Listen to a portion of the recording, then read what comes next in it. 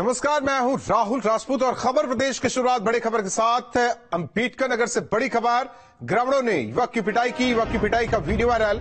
सम्मनपुर थाना क्षेत्र का बताया जा रहा है वीडियो।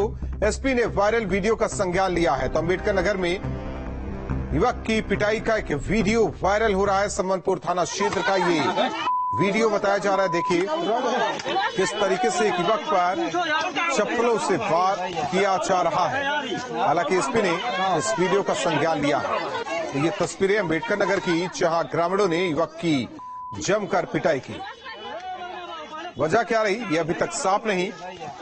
हालांकि इस वीडियो के वायरल होने के बाद एसपी ने इस वीडियो का संज्ञान लिया है। देखिए किस तरीके से एक शख्स इस युवक को जमकर चप्पलों से पीटता हुआ नजर आ रहा है। तो ग्रामीणों ने युवक की जमकर पिटाई की। युवक की पिटाई का ये वीडियो जमकर वायरल हो रहा है।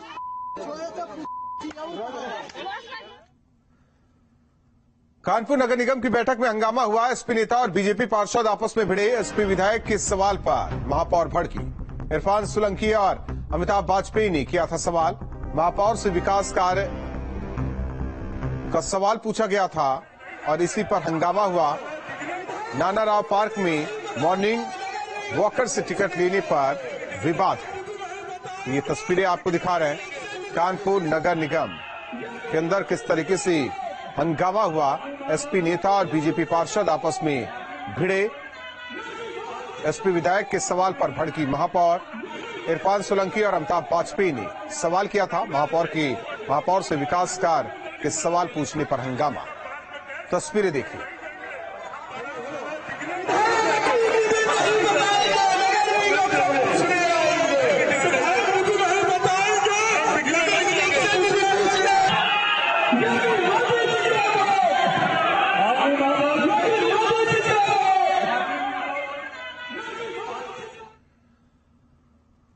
आजमगढ़ में बीजेपी पदाधिकारियों और अफसरों में नोकझोंक हुई है। तहसील परिसर में बीजेपी पदाधिकारियों अफसरों में झड़प हुई। घटना के वक्त तहसील में मौजूद थे वरिष्ठ अधिकारी।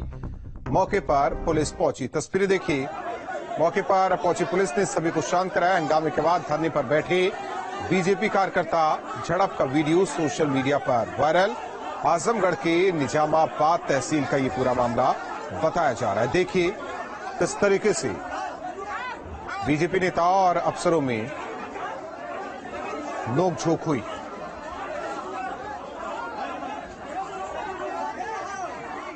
तो तस्वीरें आपको दिखा रहे हैं जहां कानपुर नगर निगम की बैठक और इस दौरान भी हंगामा समाजवादी पार्टी के नेताओं ने किया।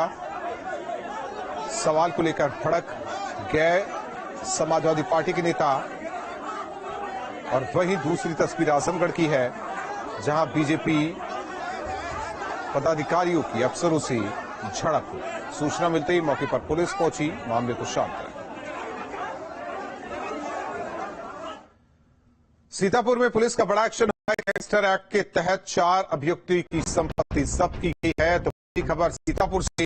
पुलिस का बड़ा एक्शन हुआ है सीतापुर में, जहां गैंगस्टर एक्ट के तहत 4 अभियुक्तों की संपत्ति जब्त। करीब 2 करोड़ की संपत्ति जब्त की गई।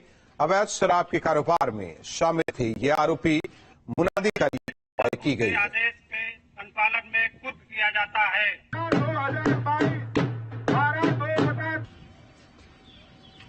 तो करीब 2 करोड़ की संपत्ति जब्त की गई है। मुनादी का कार्रवाई ये की गई है सीतापुर में। बताया जा रहा है कि अवैध शराब के कारोबार में आरोपी शामिल थे। इसके बाद ये कार्रवाई हुई। बड़ी खबर बुलंदशहर से। गैंगस्टर जावेद पर सबसे बड़ा एक्शन हुआ है। गैंगस्टर जावेद की 1 करोड़ 36 लाख की संपत्ति कुर्क की गई। पुलिस ने आवासीय प्लॉट और कृषि भूमि को जब्त किया। गैर कानूनी तरीकों से अर्जित की गई थी अवैध प्रॉपर्टी। तो बड़ी खबर बुलंदशहर से। गैंगस्टर जावेद पर सबसे बड़ा एक्शन हुआ है। जावेद की 1 करोड़ 36 लाख की संपत्ति कुर्क की गई। वहां बोर्ड किस तरीके से पुलिस प्रशासन मौके पर मौजूद था, लगाया गया। जावेद जिले स्तर पर इसको आपराधिक माफिया भी घोषित।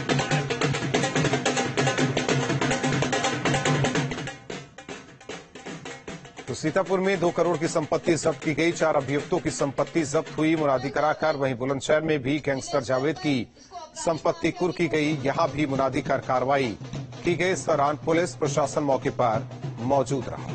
तो गैंगस्टर पर लगातार शिकंजा कसा जा रहा है। वासियों को सूचित किया जाता है। एटीएस ने पीएफआई के 2 सदस्यों को कोर्ट में पेश किया। रिजवान और शाहिद को वाराणसी कोर्ट में पेश किया गया। तो बड़ी खबर आपको बता रहे हैं, एटीएस ने पीएफआई के 2 सदस्यों को कोर्ट में पेश किया।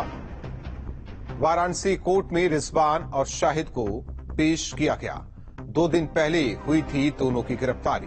तो रिजवान और शाहिद को वाराणसी कोर्ट में पेश किया गया। 2 दिन पहले ही हुई थी दोनों की गिरफ्तारी। तो बड़ी खबर, एटीएस ने पीएफआई के 2 सदस्यों को कोर्ट में पेश किया। वाराणसी में पीएफआई के 2 सदस्यों को हिरासत में लिया गया। वसीम और शाहिद को एटीएस ने हिरासत में लिया। आदमपुर के अनारबाग के रहने वाले हैं वसीम और शाहिद। एटीएस की टीम वसीम और शाहिद से पूछताछ कर रही है।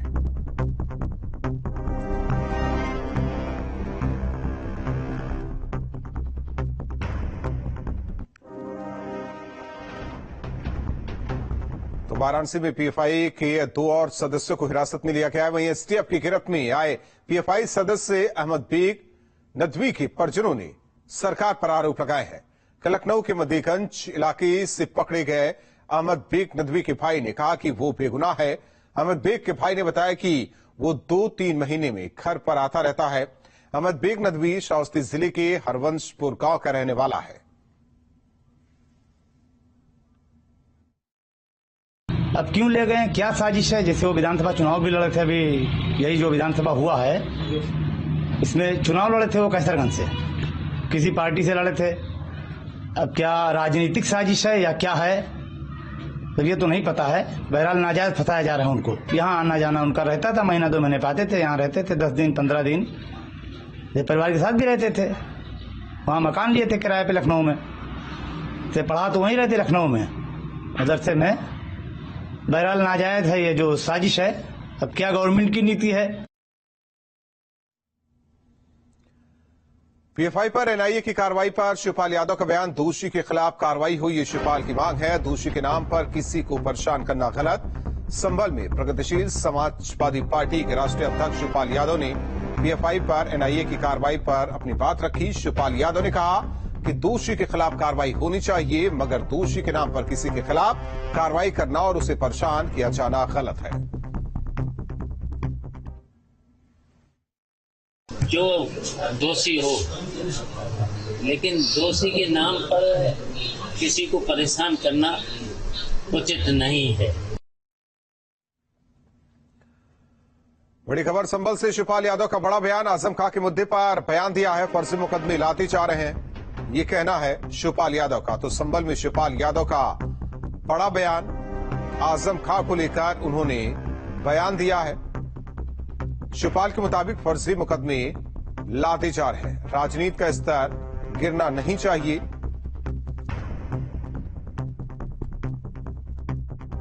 आजम साहब ये तो सभी जानते बड़े नेता हैं, बहुत सीनियर नेता हैं, बहुत बड़ा काम भी किया है उन्होंने यूनिवर्सिटी बना करके, लेकिन उन पर बहुत झूठे मुकदमे लादे गए। तो ये नहीं होना चाहिए, राजनीति में इतना घटिया स्तर पर नहीं जाना। यूपी संभवतः पहला ऐसा राज्य बन गया है जहां महिलाओं पर होने वाले अपराध में अपराधियों को अग्रिम जमानत नहीं मिलेगी। योगी सरकार ने विशेष तौर पर पॉक्सो और 376 यानी कि रेप के इन मामलों को लेकर विधेयक दोनों सदनों में पास कराया है।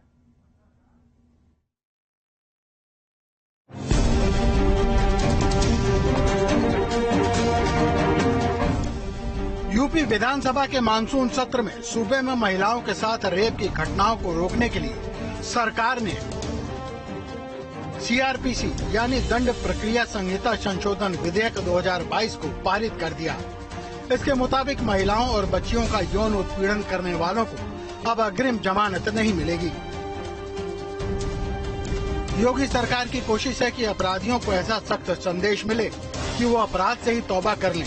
इस संशोधन विधेयक के दोनों सदनों से पास होने पर कैबिनेट की महिला सदस्यों ने खुशी जताई। ऐसे हमारे हमारे मुख्यमंत्री जी का जो परम पूज्य योगी आदित्यनाथ महाराज जी हैं, उनका ये निर्णय बहुत ही सख्त है और सही है। जो महिलाओं के खिलाफ हो रहे अत्याचार में जिस तरह के भी लोग अपराधी अगर कहीं भी संलिप्त होंगे, उनको बख्शा नहीं जाएगा।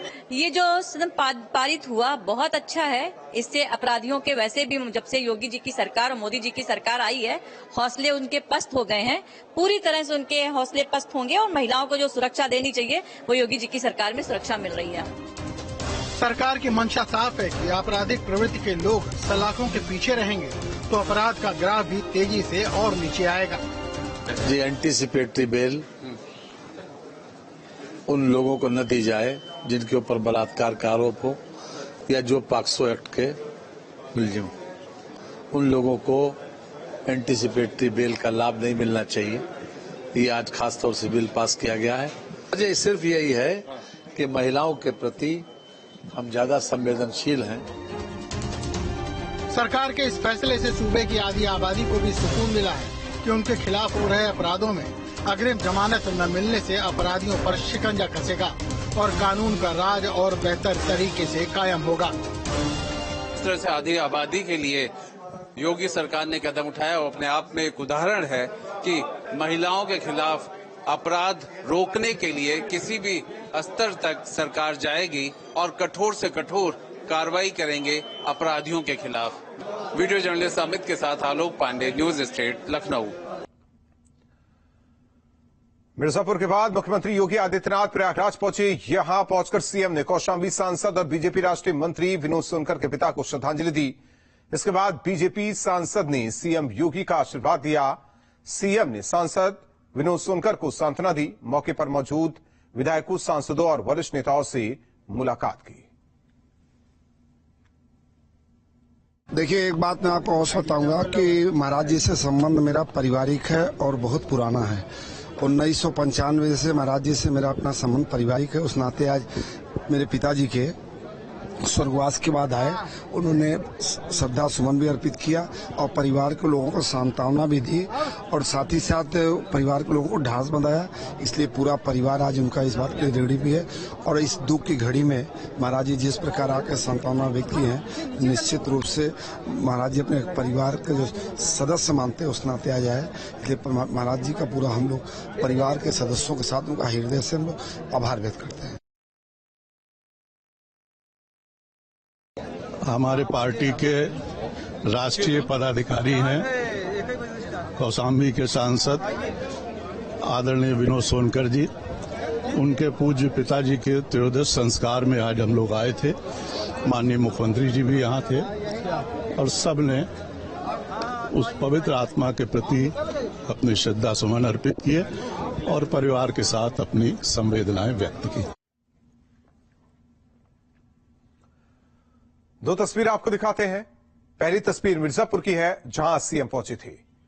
यहां पहुंचकर मां विंध्यवासिनी की सीएम ने दर्शन किए। इसके बाद निर्माणाधीन विंध्य कॉरिडोर का निरीक्षण सीएम ने किया। जबकि दूसरी तस्वीर प्रयागराज की है। कौशाम्बी से सांसद और बीजेपी के राष्ट्रीय मंत्री विनोद सोनकर के पिता, जो कि उनके निधन के बाद 13वीं का कार्यक्रम, उन्हें श्रद्धांजलि देने पहुंचे उनके आवास पर।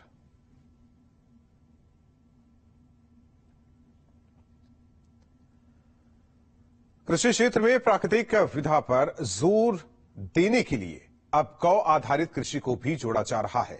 लखनऊ की इंदिरा गांधी में गौ आधारित कृषि कार्यशाला का आयोजन किया गया। कार्यशाला में मुख्य वक्ता के रूप में गुजरात के राज्यपाल आचार्य देवव्रत के साथ मुख्यमंत्री योगी आदित्यनाथ भी शामिल हुए। सीएम योगी ने कहा कि भारत कृषि प्रधान देश माना जाता रहा है। कृषि प्रधान का आधार गौवंश रहा है। हम सब जानते हैं कि यहां पर प्रदेश सरकार ने बुंदेलखंड के 7 जनपदों में 47 विकासखंड और 11,750 हेक्टेयर क्षेत्रफल में 235 क्लस्टर बनाकर के गौ आधारित प्राकृतिक खेती के लिए बजट के प्रावधान के साथ साथ अनुदान की व्यवस्था भी वहां पर प्रारंभ कर दी है। आधुनिक तकनीक के आने के पहले अगर आप भारत के खेती किसानी से जुड़े हुए पुरातन अध्ययन को देखेंगे तो आपका ध्यान इस ओर बरबस आकर्षित करते हैं कि इस धरती से उस प्रकार की उत्पादन हमारा किसान अतीत में लेता रहा है। बड़ी खबर बुलंदशहर से करंट लगने से मजदूर की मौत हुई। बिजली पोल पर काम करते वक्त हादसा हुआ। मजदूर की मौत से परिजनों में कोहराम मचा। गुस्साए परिजनों ने दिल्ली बदायूं हाईवे पर जाम लगाया। 50 लाख के मुआवजे और सरकारी नौकरी की मांग। थाना नरारा क्षेत्र के बिलोन की ये घटना है। तो करंट लगने से मजदूर की मौत, बिजली पोल पर काम करते वक्त हादसा हुआ। मजदूर की मौत से परिजनों में कोहराम मचा। शव को हाईवे पर रखकर जाम लगा दिया। एटा में एक युवती ने काली नदी में छलांग लगा दी। काली नदी में युवती के डूबने का वीडियो वायरल। स्थानीय लोगों ने युवती को बचाने की कोशिश की। तस्वीरें भी आपको दिखाते हैं। तस्वीरें भी आ चुकी हैं। इस तरीके से युवती जो कि छलांग लगा देती है काली नदी में, देखिए। हालांकि जब डूबने लगती है तो लोग बचाने की कोशिश करते हैं। वजह क्या रही, ये अभी तक साफ नहीं हो पाया है।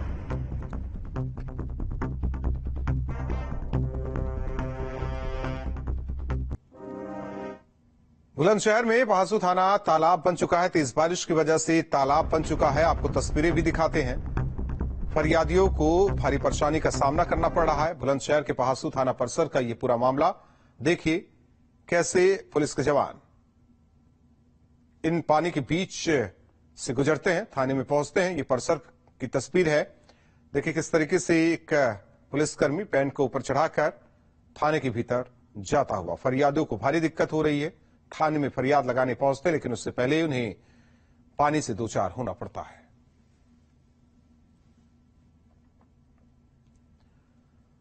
सरयू नदी का जलस्तर धीरे धीरे घट रहा है, जिसको लेकर प्रशासन ने राहत की सांस ली। सरयू नदी अब खतरे के निशान से नीचे बह रही है। वहीं राहत और बचाव का काम भी लगातार चल रहा है।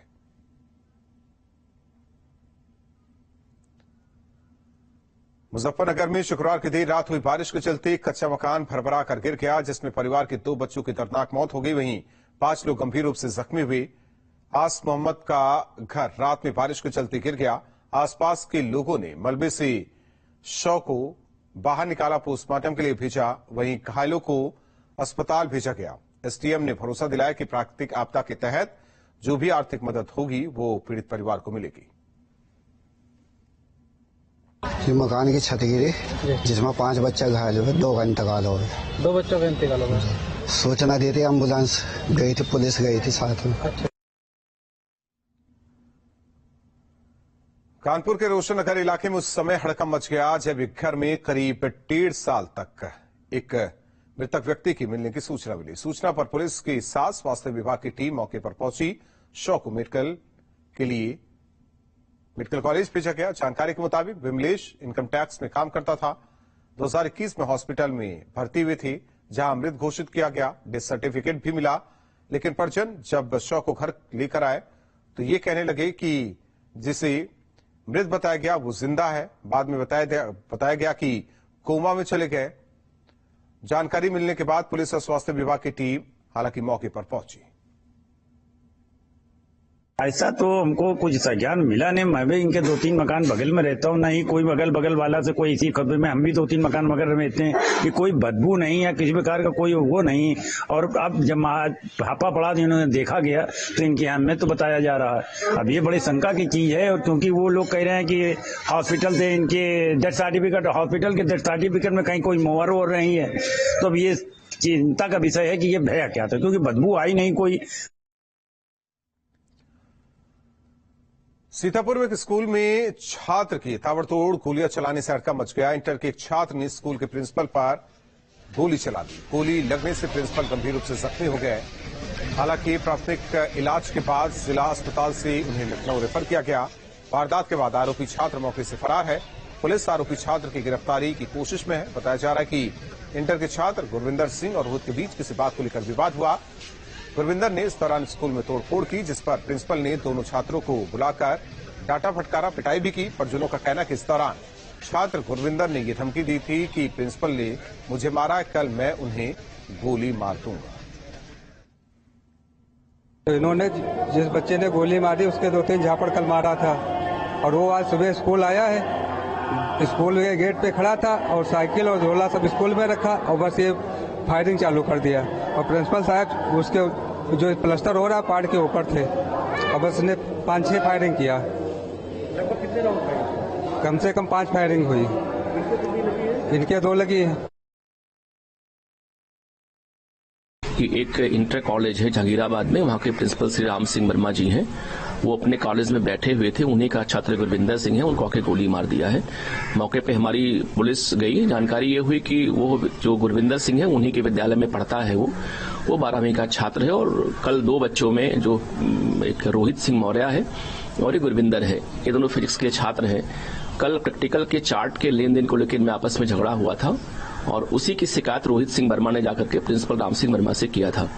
राम सिंह वर्मा ने बोला गुरविंदर को डांटा था और उसको पुनः ये हरकत न करने की हिदायत दी थी। इस बात को लेकर रुष्ट हो गया था और बाद में 2 बच्चे अपने गांव चले गए थे। और रुकते हैं कुछ पलों के लिए, खबरें जारी हैं।